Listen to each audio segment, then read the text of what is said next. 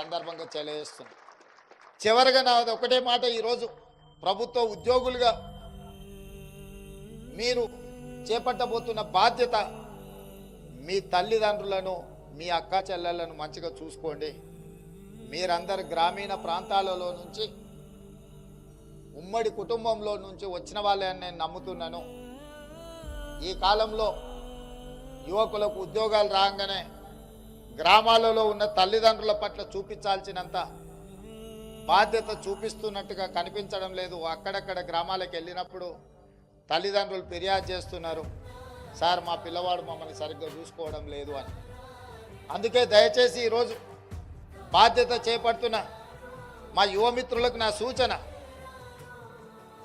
కన్న తల్లిదండ్రులు, తోడబుట్టిన అక్క చెల్లెళ్ళు మనతో పాటు వాళ్ళ గౌరవం పెరిగే విధంగా, వాళ్ళని ఆదుకునే విధంగా మన ఆలోచన ఉండాలి. ఆ విధంగా మీరు అందరూ ఉంటారని ఆశిస్తూ మరొక్కసారి మీకు శుభాకాంక్షలు తెలియజేస్తూ సెలవు తీసుకుంటున్న మిత్రులారా.